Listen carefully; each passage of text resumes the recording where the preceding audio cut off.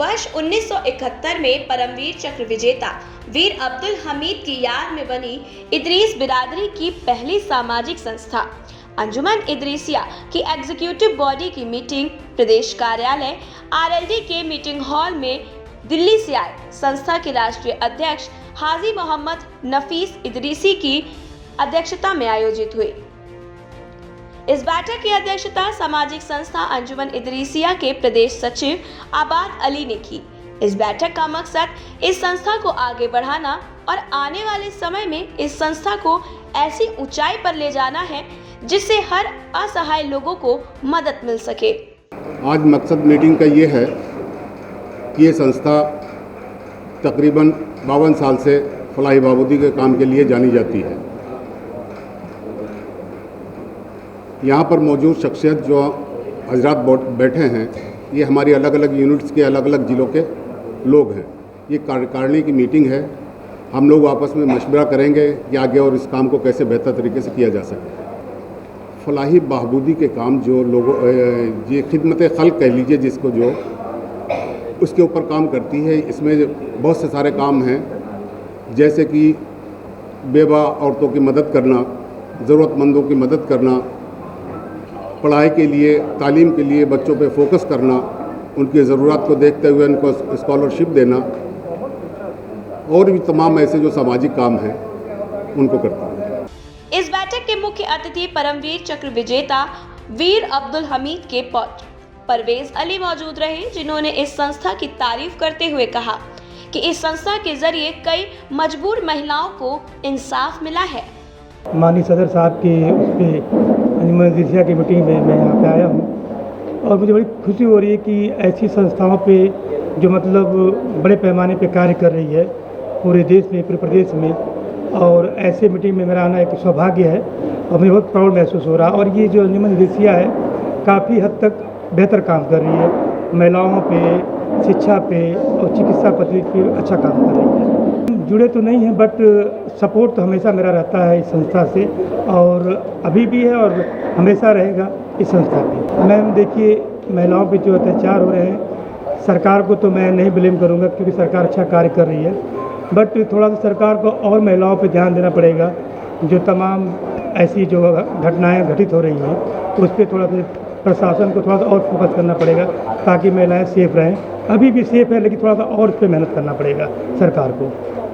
सामाजिक संस्था अंजुमन इदरीसिया के प्रदेश सचिव आबाद अली ने बताया कि ये संस्था 1971 से कार्यरत है और ये संस्था इदरीसिया समुदाय के लोगों को आगे बढ़ाने का काम करती है। इस संस्था के जरिए हम विधवाओं और बुजुर्गों की मदद करते हैं और उनकी जो समस्या होती है उनको हम सुलझाने का काम करते हैं। एक सामाजिक संस्था है जो कार्य करती है अपनी इदरीसिया कम्युनिटी को अपलिफ्ट करने के लिए, उनकी लाइवलीहुड को बढ़ाने के लिए। हमारा ये सन 1971 से संस्था चल रही है जिसमें हमारे पदाधिकारी, अध्यक्षगण और जितने भी हमारे पदाधिकारी हैं सारे लोगों ने मिलकर इसको आगे बढ़ाया है, जिसमें हम बेवाओं की मदद करते हैं, अपने लोगों की मदद करते हैं और आगे बढ़ाते हैं। इसमें शिक्षा पे बहुत ध्यान दिया जाता है, अपने लोगों की शिक्षाओं को आगे बढ़ाया जाता है। और मुझे उम्मीद है कि आज की कार्यकारिणी मीटिंग में हम लोग एक उद्देश्य लेकर निकलेंगे जिससे समाज में एक अच्छा मैसेज आएगा कि अंजुमन इदरीसिया भी एक आगे बढ़ने का काम कर रही है और अपने लोगों को आगे ले जाने का काम कर रही है। हमारी संस्था से 10,000 से ज़्यादा लोग जुड़े हैं जो कार्यकारिणी में हमारे सदस्य हैं। इसके अलावा हमारे अध्यक्ष और पूरे प्रांतीय अध्यक्ष से लेके प्रदेश अध्यक्ष तक सब लोग सम्मिलित हैं और इसकी हर साल एक मीटिंग होती है जिसमें हम लोग उद्देश्य अपना निर्धारित करते हैं कि अगले आने वाले सालों में क्या किया जाएगा।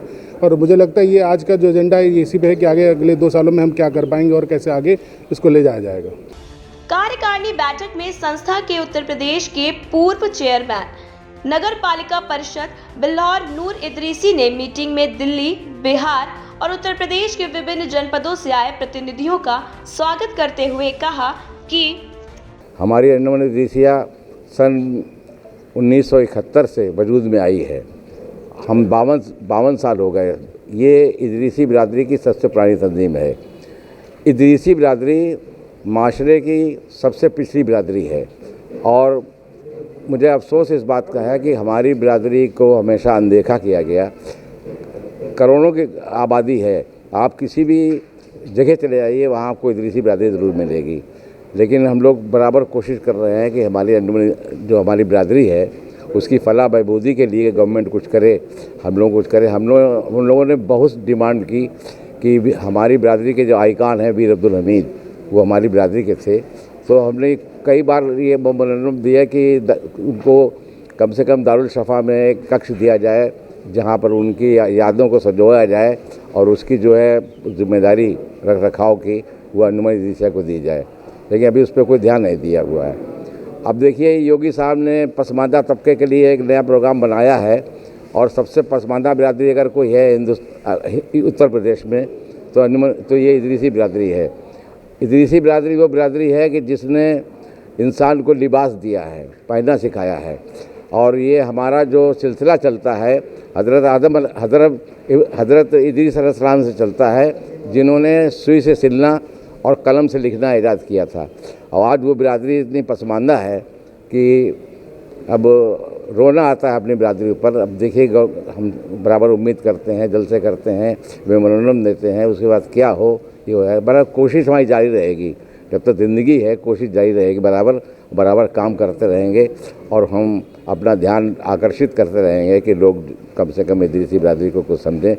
और बस हमारी एक ही मांग है कि वीर अब्दुल हमीद को जो एक अंडमान निकोबार में एक द्वीप समूह उनके नाम किया गया है, उसके लिए हम जो है मोदी साहब का बहुत शुक्रिया अदा करते हैं। कम से कम उन्होंने इस चीज़ को याद किया और उनको किया। बस इतना रह गया कि उत्तर प्रदेश सरकार अगर हमारे वीर अब्दुल हमीद के लिए कोई एक कक्ष दे दे दारुल शफ़ा में, हम जहां उनकी यादों को हम संजो सकें, तो ये बहुत बड़ी मेहरबानी होगी। इस आवाज़ को आप ज़रूर पहुँचाइए वहाँ तक।